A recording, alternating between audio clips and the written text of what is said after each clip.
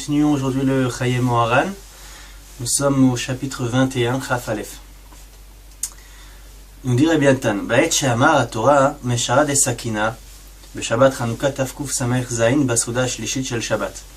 Alors, lorsque Rabbeinu a dévoilé la Torah 30 du Likutei Moharan, qui commence par les mots meshara de sakina, ça s'est passé pendant Shabbat Chanukah de l'année 5567. Basouda shlishit shel Shabbat, au moment de la Seuda shlishit de Shabbat.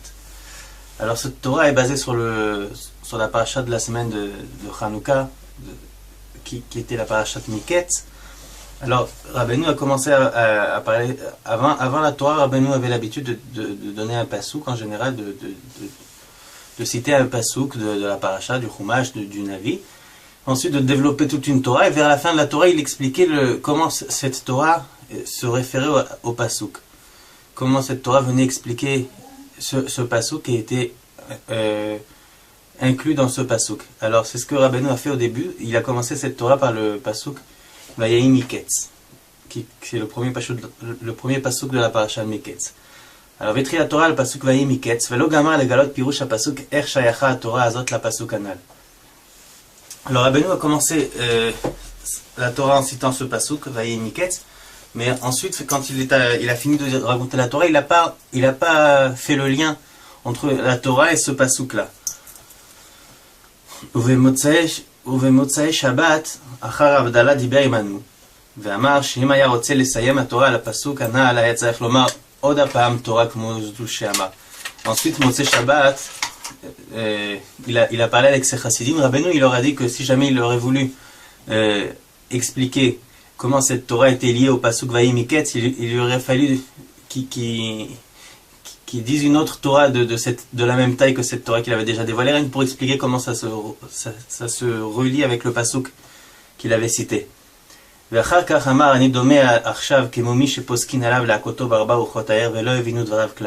Ensuite, Rabbeinu leur a dit, maintenant je ressemble à quelqu'un qui a reçu une sentence de recevoir des coups aux quatre coins de la ville. Comme ça, Rabbeinu leur a dit, s'est exprimé. Et personne n'a compris qu'est-ce qu'il voulait dire, quel rapport que Rabbeinu, il devait prendre des coups aux quatre coins de la ville, quel rapport. Personne n'a compris sa profonde intention, ce que ça voulait dire. Mais Rabbi Natan nous dit que Kaet Nizgarti, Shemerumaz Ksat Ba'Torah Anal. Rabbi Natan nous dit qu'ensuite il s'est rappelé qu'il y avait quelques allusions dans cette Torah qui venait de dévoiler au sujet de cette phrase-là mystérieuse que Rabbeinu a dit Motzei Shabbat à ses élèves, qui me voir Shem shetzrichi lachtoch hamalchut sheyeh b'chinat dalet me'arba malchuyot desitrach b'chinat chatacho le'arba. Parce que dans cette Torah que Rabbeinu avait dévoilée, la Torah de Vayehi Miketz, alors là-bas Rabbeinu parle de la malchut, la royauté qui se trouve chez les goïm, chez la sitracha, les forces du mal. Alors Rabbeinu nous explique comment faire pour couper la malchut en quatre, comme c'est marqué que Shmuel Hanavi il avait découpé le roi de Amalek en quatre, Agag. Alors ואפשר רמז קצת בדבריו זיכרונו לברכה על העניין שצריך לסבול איסורים 4 פעמים בשביל לחתוך הדלת עדיין בין 4 מלכויות וכו'. Alors il nous dit Rabbi Natan que c'est possible que Rabbeinu a voulu allusionner cette chose-là, qui devait prendre sur lui beaucoup de souffrance pour pouvoir couper la royauté la Brinat Malchut, des quatre Malchuyot, les quatre nations qui règnent, ça veut dire les Ishmaélim et Domim, etc. Les quatre Malchuyot. Alors pour ça, il devait Rabbeinu souffrir 4 fois pour enlever les 4 malchuyot qui régnaient, les 4 nations qui règnent, des goïm, pour leur sortir la mida de la malchut, de la royauté des goïm, et la ramener dans la kedusha. Alors peut-être que ça faisait partie de son intention quand il avait dévoilé ça, Motzei Shabbat. Ensuite, Raf Bet. פעם אחת דיבר עמו מהתורה, דיברתי עמו מהתורה ואתם תהיו לי ממלכת כהנים. Rabbi Natan, une fois parlé avec Rabbeinu de la Torah 34 du Likutei Moharan qui commence par les mots ואתם תהיו לי ממלכת כהנים, המדבר מהנקודה שהיא בחינת צדיק וכו'. Là-bas, Rabbeinu parle de, de, du tzaddik authentique. Il parle beaucoup du niveau du tzaddik, etc. ואמר לי שבזאת התורה יכולים לראות כל הצדיקים שבדור מהות ומדרגת ומעלת כל אחד ואחד. Alors Rabbeinu a dit à Rabbi Nathan que dans cette Torah-là qu'il a dévoilée, la Torah 34 du côté moral, il est possible de voir à travers cette Torah tous les tzadikim de la génération, quel est leur niveau et leur importance de chacun précisément. Ensuite, Rav Gimel 23. Mahamar Aneor Balayla, la Torah 52 du Likutei Moharan qui commence par les mots Aneor Balayla. C'est une Mishnah dans Pirkei Avot, celui qui est réveillé pendant la nuit. Rabbeinu, dans cette Torah, nous dévoile le fameux sujet du Hitbod des doutes. Comment il est très important de faire Hitbod des doutes, de parler avec Hachem, surtout dans les forêts, dans les endroits en dehors de la ville. Alors, cette Torah-là, Rabbeinu l'a dévoilée dans l'année Tafkouf Samer Gimel, ça veut dire 5563. בבחינת עושה דברו לשמוע בכל דברו. כי מורנו הרב רבי נתן זכר צדיק לברכה קיים עניין זה מתחילה מדעתה דנפשי. באותו היום בא אל אדוננו מורנו רבנו זכר צדיק לברכה, והוא כיוון ברוח קודשו הנורא והנפלא מאוד, והגיע לפניו העניין הזה.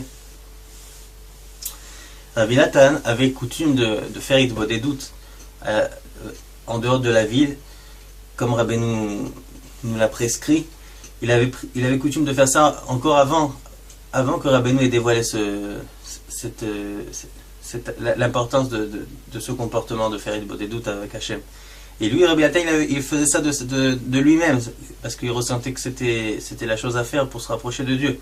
Alors quand ce jour-là, il est arrivé chez Rabbeinu, et il a entendu cette Torah de Rabbeinu, alors ça l'a réveillé, et ça l'a vraiment enflammé dans ce comportement de Hitbod des doutes.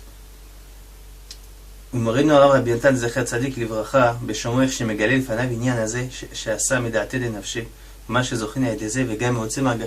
Alors Rabbi Nathan, quand il a entendu comment Rabbeinu dévoilait ce comportement qu'il fallait avoir, que lui avait coutume déjà de le faire auparavant de lui-même, et quand Rabbeinu il a entendu tout ce qu'on méritait, tout ce qu'on pouvait atteindre grâce à ce comportement, et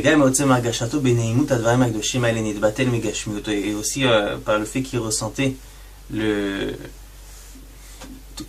toutes ces paroles saintes du tzaddik qui l'ont pénétré. Alors il s'était complètement annulé à Rabbi Nathan de son matériel. Il a commencé à crier à voix haute en disant Givald, c'est une expression de cri, en disant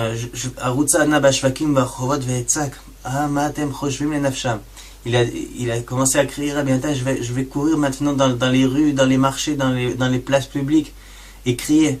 Qu'est-ce que vous pensez qu'est-ce que vous êtes en train de penser, en train de crier à tout le monde pour les réveiller, qui se réveillent à commencer à parler avec Hachem, puisque Rabbeinu nous explique comment sans le Hitbod des doutes c'est pas possible de progresser. Alors, et tellement que son cœur s'est enflammé, il était presque en train de devenir fou d'enthousiasme. Et vraiment, il comptait vraiment sortir et crier comme ça dans la rue.